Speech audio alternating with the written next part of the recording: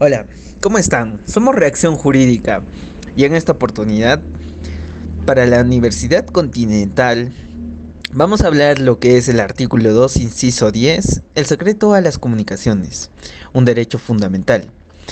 Y vamos a tocar los siguientes temas: antecedentes históricos, análisis jurídico, unas cuantas jurisprudencias y por supuesto el marco normativo. Somos Reacción Jurídica y en este video vamos a hablar acerca del inciso décimo del artículo segundo de la Constitución Política de 1993. Toda persona tiene derecho al secreto y a la inviolabilidad de sus comunicaciones y documentos privados. Entendamos como un primer punto que el inciso referido hacia el secreto y la inviolabilidad de las comunicaciones se va a concretar en el ordenamiento jurídico como un derecho fundamental y ciertamente va a estar establecido por los parámetros de libertad y los parámetros limítrofes competentes a la persona misma y a las demás personas. Por tal razón, vamos a tomar como primer punto los antecedentes históricos a nivel de derecho internacional que van a permitir formalizar y objetivizar este derecho fundamental en el ordenamiento peruano actual como lo conocemos. Vamos a entender que el inciso décimo va a formarse esencialmente de tres aspectos. Primero, de la doctrina norteamericana, de la doctrina europea y de la doctrina propia, en un ámbito más cercano. Hablemos primero de la doctrina norteamericana. Hablamos de la doctrina norteamericana en un sentido complejo, porque para el año de 1890 en los Estados Unidos va a empezar a dar luces de cómo es que se va a manejar esta información segregada para distintos grupos. Primero, entendamos que esto va a partir de la cuestión de la intimidad. En 1890 esta constitución empieza a reconocer la persona libre de intromisiones de sus vecinos, de sus pares del propio Estado, lo que de un modo u otro va a permitir discernir esa información. Esta doctrina norteamericana va a gestar las bases para lo que vamos a conocerlo como la inviolabilidad de las comunicaciones. Como un segundo antecedente histórico, hablamos del derecho italiano, del derecho europeo. En realidad, el derecho italiano va a ser el pionero en este ámbito porque va a ser el primero en reconocer al derecho a la inviolabilidad de las comunicaciones como un derecho fundamental y lo va a ser reconocido en su Constitución de 1947 en su artículo 15. Pero a lo largo de los años este va a sufrir un cambio y pues ese cambio esencial se va a basar en la orden judicial. La orden judicial va a ser la única restricción que de un modo u otro se va a contraponer a lo que desarrolla el artículo en realidad.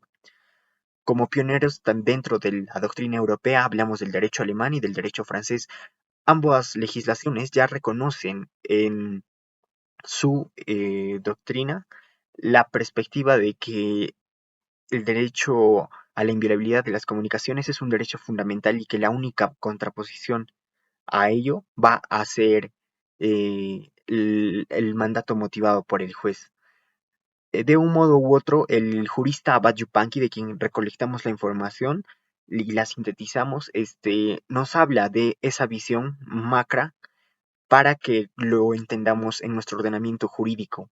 Y como un tercer antecedente histórico concreto, hablamos de la Constitución previa a la Constitución de 1993. La Constitución del 79, en su inciso 8, en el artículo segundo, nos habla de la misma concretación, el secreto y la inviolabilidad de las comunicaciones y documentos privados, pero recordemos que durante esos años el Perú se encontraba en una situación compleja, un conflicto armado interno que desestabilizó las bases de la sociedad. Entonces, esa idea hizo que esté completamente prohibida la revisión e introspección de las llamadas telefónicas administrativas. Bien, ahora corresponde el análisis jurídico del artículo 2, inciso 10, de los derechos fundamentales de una persona, que se encuentran en el título 1, capítulo 1, Derechos de la persona y la sociedad. de nuestra Constitución Política del Perú de 1993. El ordenamiento jurídico peruano reconoce que las comunicaciones deben ser libres y establece que el secreto de una persona solo puede ser expuesto por mandato de un juez. El derecho constitucionalmente protegido y regulado es el derecho de los sujetos a mantener el carácter reservado de una información privada, que también se refiere a que ninguna otra persona o tercero pueda intervenir en el proceso de comunicación y saber el mensaje o pensamiento que transmite. Ciertamente nos dice que no solo nos brinda una protección de los derechos, sino que este inciso ciertamente protege las comunicaciones por lo general, ya sea virtual o analógicamente, pero se entiende que no está en contra de un derecho constitucional absoluto. Este también tiene ciertas restricciones. Son dadas por el interés general de los que pertenecen a una sociedad. Se establece una cantidad de aspectos que llegan a determinar que el derecho a la intimidad puede llegar a ser con una autorización judicial o una autoridad policial o una autoridad militar, según la situación. Se puede interceptar todo tipo de comunicaciones, como la comunicación telefónica por un tema delicado para la legislación, pero debe establecer los límites para evitar la violación de estos. Concretamente, el análisis del inciso 10 solamente aprecia que se refiere a la inviolabilidad de las comunicaciones y dispone de que ellas puedan ser abiertas, incautadas, interceptadas o intervenidas por mandato judicial.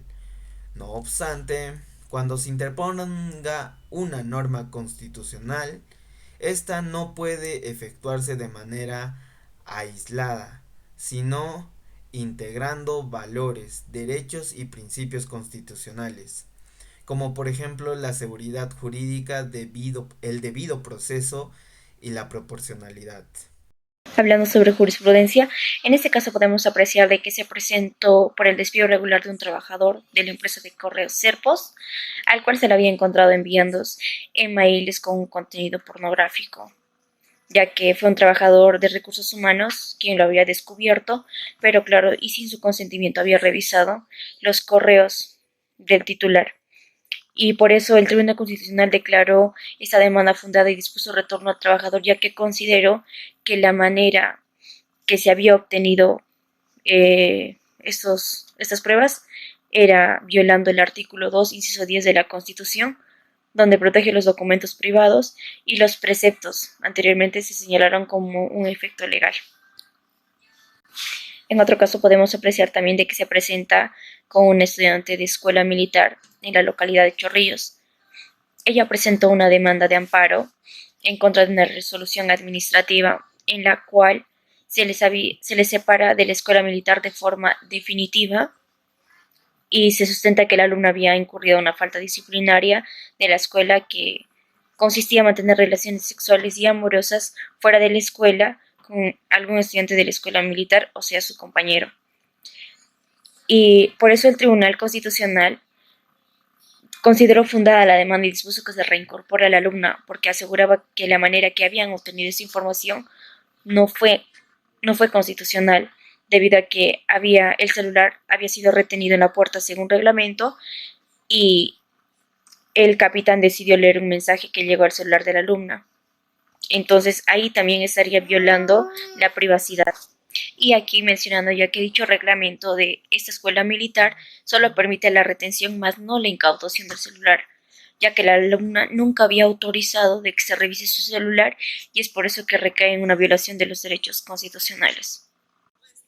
Cabe recordar que también la concordancia del artículo 2, inciso 10 de la Constitución ordena que las telecomunicaciones y comunicaciones, estos instrumentos solo pueden ser incautados, abiertos, intervenidos, interceptados por mandato motivado del juez y con garantías amparadas por la ley. Ahora, hablando sobre el marco normativo y sus concordancias, sobre la Constitución Política del Perú, el artículo 2, inciso 18, señala que como comisión mantener en secreto las convicciones políticas, religiosas de cualquier otro tipo de índole, así que como guardar un secreto profesional. Esto nos dice de que no se pueden publicar en el caso de un psicólogo el diagnóstico de una persona, ya que puede afectarle a dicha persona o a un tercero. En el Código Civil peruano, en el artículo 6 de nuestro código, habla que también la divulgación de información que pueda afectar a una persona o a una familia, también nos habla sobre las grabaciones de voz, pero solo cuando tengan un carácter personal confidencial y que precise la vida íntima de algún individuo. En el Código Penal peruano, en el artículo 161, nos habla de que la violación de los secretos de comunicaciones, en este caso se refiere específicamente a la violación de correspondencia, y nos dice que sin autorización de una carta o un pliego de naturaleza analógica no sea dirigida a una persona, ese recaerá en sanción de la pena privativa de libertad y además contarán con sanciones de días de multa. En el Código Procesal Civil, el artículo 199 nos precisa más bien que la prueba prohibida o prueba ilícita ampara que ese tipo de pruebas no pueden ser admitidas por el ordenamiento jurídico. En conclusiones, el artículo 2, inciso 10 en cuestión es un derecho fundamental que está presto a ser protegido por nuestra Constitución Política del Perú y solo puede ser vulnerado bajo un mandato judicial. Y la prueba prohibida que recae sobre este artículo solo será aceptada cuando sea de interés público.